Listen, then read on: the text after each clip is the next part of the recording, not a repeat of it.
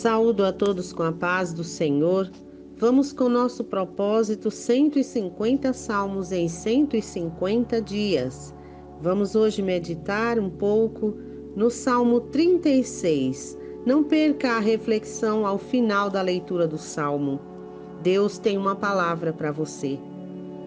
Ao músico-chefe, Salmo de Davi, o servo de Deus, o servo do Senhor. A transgressão do perverso diz aqui dentro do meu coração que não há temor de Deus diante dos seus olhos, porque ele se lisonjeia aos seus próprios olhos, até que sua iniquidade seja descoberta por ser odiosa. As palavras de sua boca são iniquidade e engano. Ele deixou de ser sábio e de fazer o bem. Ele intenta o dano sobre sua cama, põe-se em um caminho que não é bom. Ele não abomina o mal. Tua misericórdia, ó Senhor, está nos céus, e tua fidelidade alcança as nuvens. Tua justiça é como os grandes montes. Teus julgamentos são um abismo, um grande abismo.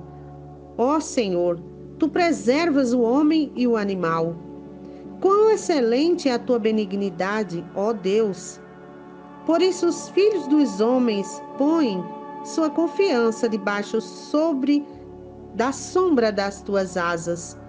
Eles serão abundantemente satisfeitos com a gordura da tua casa, e tu os farás beber dos rios dos teus prazeres. Porque contigo está a fonte da vida, em tua luz veremos a luz. Ó, continue tua benignidade sobre aqueles que te conhecem e a tua justiça ao reto de coração. Não deixes que o pé do orgulho venha contra mim, e não deixes a mão do perverso me remover. Ali estão caídos os trabalhadores da iniquidade. Eles estão derrubados e não serão capazes de se levantar. Esse é um salmo. É uma reflexão, na verdade, onde o salmista ele vai refletir nos pecados dos ímpios, das suas maldades. É um salmo de sabedoria. Esse salmo ele revela a natureza do pecado e exalta o amor infalível de Deus. Nos primeiros versos, ele mostra o ímpio sem noção do respeito de Deus ou do juízo. O perverso ele se torna tolo e egocêntrico, ou seja, tudo está centralizado nas suas próprias sensações, desejos, prazeres, na sua própria razão. Até suas relações sociais elas são baseadas no egoísmo.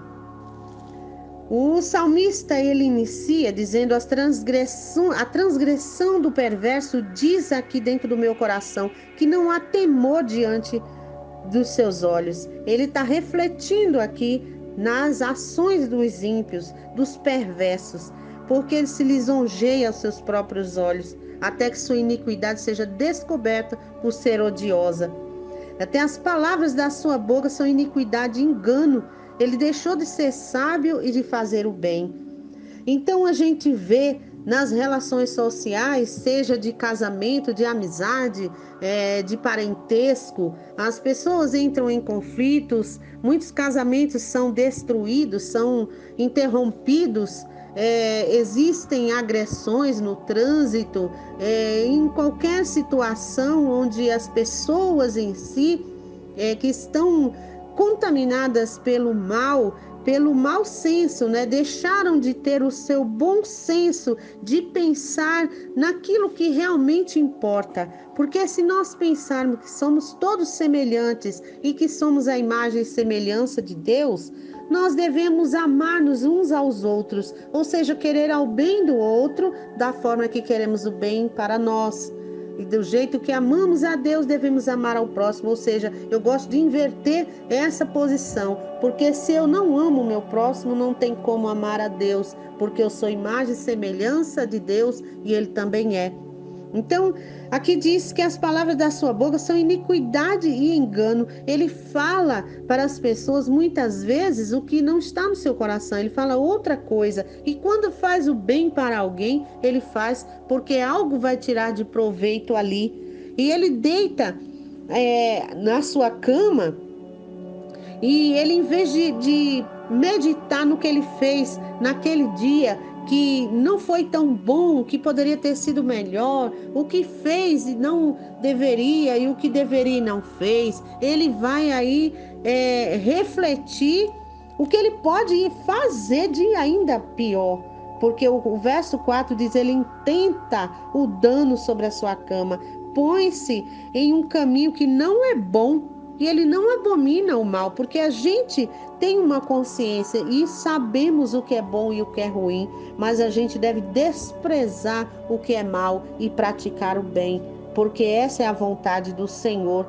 Então, os perversos, eles serão recompensados, porque todos nós seremos recompensados de acordo com as nossas obras, isso sejam boas ou sejam más. Aqui no livro de na carta de Paulo segundo aos Coríntios, no capítulo 5, verso 10, diz assim: porque todos devemos comparecer diante do tribunal de Cristo, para que cada um possa receber as coisas feitas no seu corpo, segundo o que tiver feito, se é bom ou ruim. Então ninguém escapará do juízo de Deus.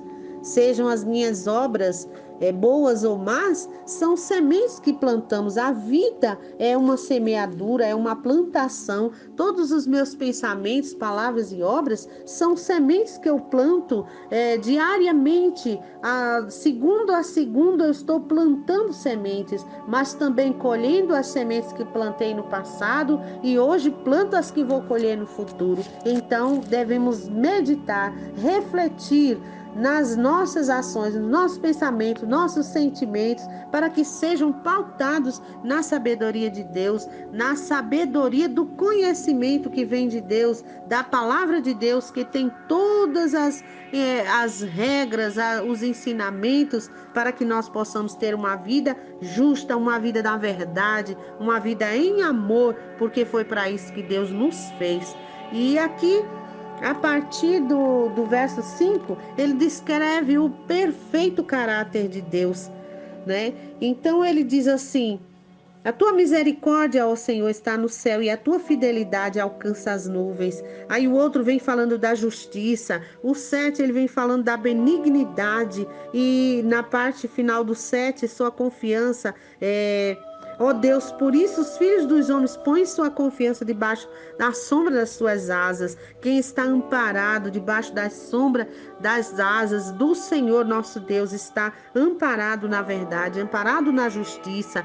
Deus, ele é aquele que guarda, aquele que teme a Ele, aquele que anda numa vida de sinceridade.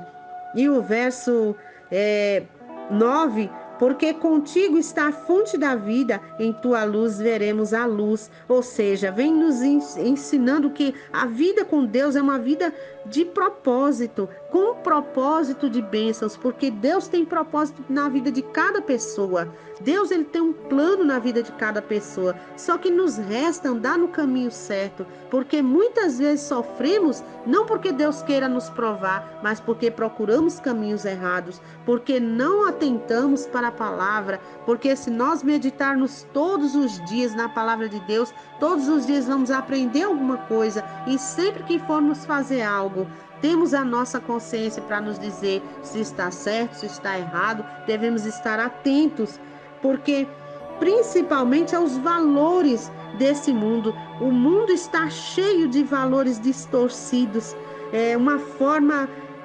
diferente de enxergar a vida, que não é a vontade de Deus. Nós vemos no livro de Romanos, na carta de Paulo aos Romanos, no capítulo 12, ele disse: eu suplico, irmãos. É como se ele dissesse assim: pelo amor de Deus, né? Pela misericórdia de Deus, Se apresente o vosso corpo em sacrifício vivo, santo e agradável a Deus, que é o vosso culto racional. Ou seja, nós temos que ter a nossa razão. O nosso culto racional é o raciocínio de cada ação que praticamos, de cada coisa que falamos. Se eu vou falar para alguém, eu vou ver, será que Deus é glorificado nisso? Será que a minha palavra é uma palavra de bênção, vai ajudar uma pessoa? Ou será que eu vou falar para machucar essa pessoa, para denegrir a imagem dessa pessoa, para prejudicar o meu próximo?